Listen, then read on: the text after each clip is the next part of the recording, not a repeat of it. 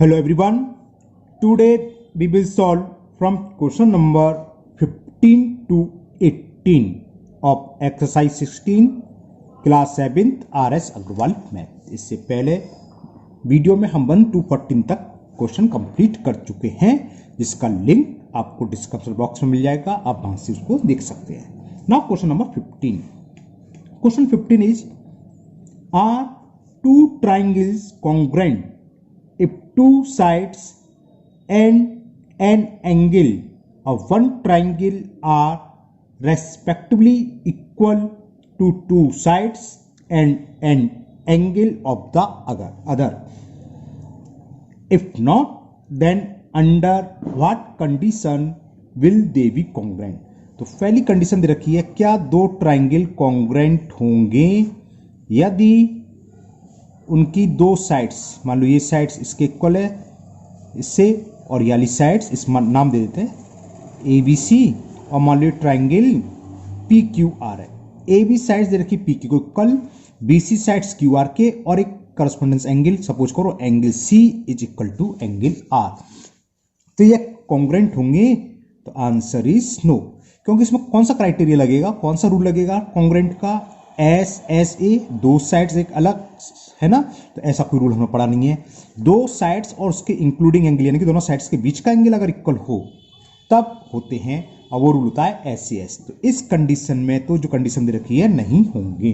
उन्होंने यही पूछा है, अगर नहीं है if not then under what condition will they be congruent? तो किस कंडीशन में होंगे? जब एंगल बी इक्वल टू हो जाए एंगल क्यू के। तो कॉस क्या लिखोगे? कब होंगे? जब होंगे when two sides they will be congruent. इसमें पूछा है ना कि what condition will they be congruent, तो उसमें लिखना पड़ेगा दे विल बी कॉन्ग्रेंट। कब होंगे? हमें कंडीशन आनी है कॉन्ग्रेंट इफ, कंडीशन नहीं लिखता हूं, टू साइड्स, कौन सी साइड्स? अगर फिगर से देखें तो A B equal to P Q के और sides B C equal to Q R के। If two sides and the including angle, including मतलब इन दोनों साइड्स को ज्वाइन करने वाला, two sides and included angle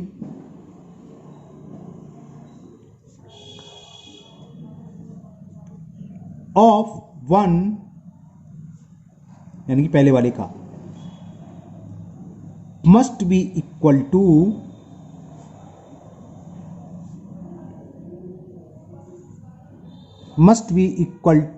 the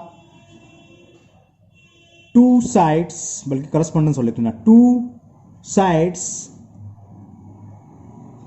end the including, बल्कि included angles of other triangle. Okay, मैं bracket में लिख रहा हूं, जरूरत नहीं है। किस रूल से हो जाएंगे? तो एस से S, sides angles sides rule से। बस इसमें यही था। तो समझ में आया ना? क्वेश्चन में था two sides, suppose correspondent sides A B sides equal दे रखी थी पी क्यू के, और B C equal to Q R, और कोई भी एक एंगल हमने मान लिया सी इक्वल टू आर के दे रखा है। तो इस कंडीशन में ये कॉन्ग्रेंट नहीं है। तो पूछा अगर नहीं तो किस कंडीशन में हो सकते हैं? जब भी हो सकते हैं जब दो साइड्स हैं उनके इंक्लूडिंग, यानी कि उन दोनों साइड्स के बीच का एंगल इक्वल हो, ये एंगल इसके इक्वल हो, तभी क्या होंगे? कॉन्ग्रेंट। क्योंकि कौन सा रूल हो गया? Sides angle sides rule. Now next question number 16. Question number 16 is, draw triangle ABC and PQR such that they are equal in area but not congruent. तो हमें दो ट्राइंगल ऐसे बनाने हैं, एक ट्राइंगल का नेम हमें दे रखा है ABC और एक का PQR, जिनका एरिया तो इक्वल हो लेकिन वो कॉन्ग्रेंट नहीं हो। तो देखो एरिया ऑफ ट्राइंगल क्या होता है? एरिया ऑफ ट्राइंगल होता है half into base into height. तो अगर बेस हाइट सेम हो तो एरिया सेम आएगा। तो हमें क्या करना है? सपोज करो आप कोई भी एग्जाम्पल ले सकते हो, मान लो ये 6 सेंटीमीटर है बेस, तो इसकी हाइट कुछ भी रख दो, आपकी मर्जी, कुछ भी जो चाह रखो। मैं चलो 5 मान लेता हूँ, हाइट है 5। तो जरा इसको हमें निकालना नहीं, केवल बनाने में आपको समझाने के लिए। हम देखो इनका एरिया क्या होगा, area of triangle ABC equal to क्या होगा, हाफ इंटू बेस 6 और हाइट होगी 5, 2 से 3 और कैंसिल, तो इसका हाइट एरिया आ गया 15 स्क्वायर सेंटीमीटर। ओके, एक फिगर ये बनाई। अब हमने एक फिगर बनाई ट्राइंगल PQR। अब मैं बेस को 5 कर दूं, हाइट क्या कर दूं 6। कैसे, देखो ऐसे, ये मान लिया QR, इसको मान लिया 5 सेंटीमीटर और एक ट्राइंगल जिसकी हाइट हमने ले ली 6 सेंटीमीटर, ये बन गया PQR। अब देखिए दोनों ट्राइंगल क्या देखने में सेम है, मतलब कॉन्ग्रुएंट है, बिल्कुल नहीं है, लेकिन इनका एरिया सेम आएगा क्योंकि हाइट बेस तो सेम करी है। अब इस ट्राइंगल का एरिया क्या होगा, area of triangle PQR is equal half into base. Base कितना है इसमें 5 और हाइट कितनी है 6। जब कैलकुलेट करोगे डिजिट्स तो वही हैं, तो क्या आ गया 15 स्क्वायर सेंटीमीटर। तो इन दोनों ट्राइंगल के एरिया तो इक्वल हैं, लेकिन ये दोनों कॉन्ग्रुएंट नहीं हैं। आपको इसमें एरिया फाइंड करने की जरूरत नहीं है। इसको अगर ये क्वेश्चन इस टाइप का आता है, ये मैंने आपको समझाने के लिए लिखा है, केवल फिगर बना दोगे, लिख दोगे triangle ABC whose base is 6 centimetre, और ये भी नहीं कि 6 हम मार्क वो कर रहे हैं, मेजर करके कंस्ट्रक्शन नहीं करना है, एक रफ स्केच करोगे, होना साफ सुथरा चाहिए, बस लिख दोगे। लिखना चाहो तो बेस 6 सेंटीमीटर और हाइट दे रखी है, इसको नाम दे दो चाहे भले AD। इस ट्राइंगल की हाइट है 5 सेंटीमीटर। दूसरा triangle PQR whose base is 5 centimetre, height is 6 centimetre. बस दैट्स ऑल, इतना ही बहुत है ना। नाउ क्वेश्चन नंबर 17, ये question fill in the blanks के बेस पर है, इसमें 6 पार्ट है। चलिए करते हैं question number 17। And the first part of 17, two line segments are congruent if they have dash dash dash fill in the blanks। क्या हैगा, टू लाइन सेगमेंट कॉन्ग्रुएंट कब होंगे, जब उनकी लेंथ सेम हो, यानी कि दे हैव सेम लेंथ। तो क्या लिखेंगे, क्या लिख रहा था, दे हैव द सेम लेंथ, बस फिल इन द ब्लैंक्स की जगह आ जाएगा सेम लेंथ। उन दोनों की लेंथ सेम होनी चाहिए। कॉन्ग्रुएंट का मतलब ये होता है कि इक्वल हो, है ना। तो two line segments are congruent if they have, fill in the blanks की जगह आप लिख दोगे they the same length. Second part, two angles are congruent if they have, दो एंगल कॉन्ग्रुएंट कब होते हैं, जब उनका मेजर सेम हो। तो फिल इन द ब्लैंक्स की जगह क्या आ जाएगा, द सेम मेजर। जब उन दोनों एंगल का मेजर सेम है, 30 डिग्री 30 डिग्री हो, 45 45, तभी तो वो कॉन्ग्रुएंट होंगे, इक्वल होंगे। Now third, two square are congruent if they have, square क्या क्या होते हैं, ऑल साइड्स इक्वल हो। स्क्वायर तो ये भी है भैया, एक स्क्वायर बनाया 4 सेंटीमीटर साइड्स का, एक बना दिया हमने 6 सेंटीमीटर का, तो वो दोनों कॉन्ग्रुएंट थोड़ी ना हुए। कॉन्ग्रुएंट कब होंगे, जब उन दोनों की साइड्स भी सेम हो, लेंथ सेम हो। तो लिख दोगे they have same sides length, कब होंगे, क्या था, fill in the blanks, the square are congruent if they have, यहां तक तो लिखा हुआ है तो सेम है बिल्कुल, द सेम साइड लेंथ।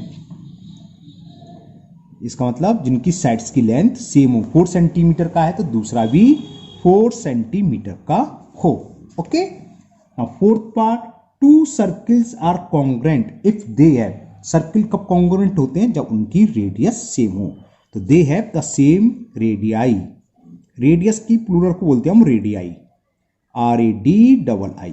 अगर उन दोनों की रेडियस का प्लूरल रेडियाई, रेडियाई सेम होती है तो वो क्या कहलाते हैं, congruent. Okay, now fifth, two rectangles are congruent if they have, कब होंगे रेक्टेंगल सेम, कि लेंथ लेंथ के इक्वल हो और ब्रेथ के इक्वल हो, या विड्थ बोल सकते हो, है ना। तो वही हम यहां लिख देंगे, कब कॉन्ग्रुएंट होंगे, जब सेम लेंथ और सेम ब्रेथ हो, है ना। तो क्या लिख दोगे, दे हैव सेम लेंथ, आप लेंथ पहले लिखो चाहे ब्रेथ पहले लिखो, उससे कोई फर्क नहीं है, है ना। एंड हमने क्या लिखा था, लेंथ एंड सेम विड्थ या breadth both are same.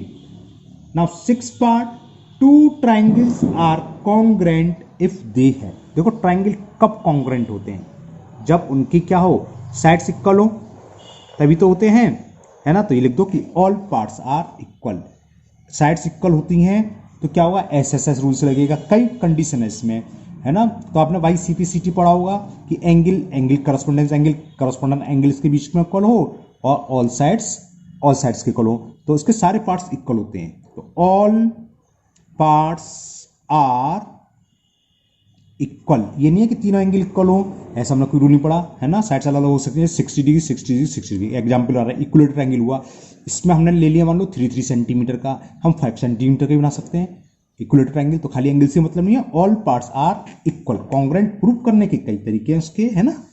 Now last question, question number 18, और ये क्वेश्चन है ट्रू फॉल्स पर base. And the first part is all square are congruent, सारे स्क्वायर कॉन्ग्रुएंट होते हैं। देखो ये स्क्वायर है मान लो 1 सेंटीमीटर का, एक मैंने बढ़ा दिया बड़ा 2 सेंटीमीटर का, तो कॉन्ग्रुएंट हुए। कॉन्ग्रुएंट का मतलब इक्वल, सेम साइज में होना चाहिए, साइज बड़ा हो गया। इस टाइप के कहते हैं सिमिलर, जो आप 10th में पढ़ेंगे। तो ये कॉन्ग्रुएंट नहीं है, तो फर्स्ट का आंसर हुआ false. First statement is false. Now second statement, if two square have equal area they are congruent, अगर दो स्क्वायर का एरिया इक्वल है तो वो कॉन्ग्रुएंट होंगे। ये ट्रू है क्योंकि स्क्वायर की ऑल साइड्स इक्वल होती हैं। लेकिन ट्रायंगल का होता तो हमने भी बनाया था, दिखाया था ना, तो ट्रायंगल के केस में ये क्या हो जाता, फेल, मतलब फॉल्स हो जाता। तो ये ट्रू है। दो स्क्वायर का एरिया सेम है, तो स्क्वायर का एरिया क्या होता है, साइड इनटू साइड। जो साइड इनटू साइड करके सेम आ रहा है, यानी कि साइड सेम है, साइड सेम है, तो दोनों के दोनों कॉन्ग्रुएंट होंगे। तो second is true. Now third part, if two figure have equal area they are congruent, ये एकदम फॉल्स है। क्यों है बताते हैं। देखो मैंने एक ट्रायंगल बनाया जिसका मैंने बेस ले लिया 8 और इसको ले लिया मैंने 4 ले लिया, सपोज करो, है ना। तो इस ट्रायंगल का एरिया क्या हुआ, और ये 90 डिग्री है, ये बेस है हाइट, तो half into base into height, 2 से 8 4 बार कैंसिल, 4 4 जा 16। अब मैंने एक स्क्वायर बना दिया 4 सेंटीमीटर का, इसका एरिया क्या होगा, साइड इंटू साइड 16। ये तो फिगर ही अलग होगी, कॉन्ग्रुएंट तो दूर की बात रही। ये ट्रायंगल है, ये क्या है, स्क्वायर, इसका एरिया भी 16 आया, इसका एरिया भी 16 आ गया। कॉन्ग्रुएंट है क्या, बिल्कुल नहीं है, इसलिए ये फॉल्स। हाँ, अगर इसका रिवर्स होता कि टू फिगर्स कॉन्ग्रुएंट हैं, कॉन्ग्रुएंट का मतलब होता है एकदम सेम साइज की, जब सेम साइज की होंगे उनका एरिया इक्वल होगा। इसका रिवर्स ट्रू होता, अगर दो फिगर कॉन्ग्रुएंट हैं तो इनका एरिया भी इक्वल होता है 100%। लेकिन अगर दो फिगर का एरिया इक्वल हो तो वो कॉन्ग्रुएंट नहीं होती, जैसे मैंने आपको ये समझाया। एक ट्रायंगल ले लिया, एक स्क्वायर ले लिया, okay. Now fourth part, if two triangles are equal in area they are congruent. ये तो हमने अभी एक सवाल कराई था, क्वेश्चन नंबर 15 यहाँ दिखा देता हूँ, ये रहा देखो, है ना, ये नहीं कहाँ गया, सॉरी 16 था, ये था ना, इसका एरिया निकाला था, ये आया था 15 और इसका एरिया निकाला था 15, लेकिन ये कॉन्ग्रुएंट नहीं है, तो इसलिए मैं इसको ज़्यादा डिस्कस नहीं कर चुके हम ऑलरेडी, तो it is false. Now fifth part, if two sides and one angle of a triangle are equal to the corresponding two sides and angle of another triangle, the triangle are congruent। ये भी हम discuss कर चुके अभी, तो ये है false. क्या होता है, इंक्लूडिंग साइड का ही एंगल इक्वल होना चाहिए। इस क्वेश्चन का मतलब समझ में, दोबारा समझाता हूँ। ये साइड्स, और मान लो ये साइड्स इक्वल दे रखी है और एक एंगल, एक दूसरे ट्रायंगल की, याली साइड इसके, ये साइड इसके और ये एंगल, तो ये कोई रूल नहीं होता। हाँ, दोनों साइड्स के बीच का एंगल इक्वल होता है तो ऐसे ऐसे कॉन्ग्रुएंट हो जाते हैं। इसलिए ये क्या हुआ, this statement is false. Now sixth statement, and the sixth statement is if two angles and any sides of a triangle are equal to the correspondence angle and the sides of another triangle then triangles are congruent. ये true है।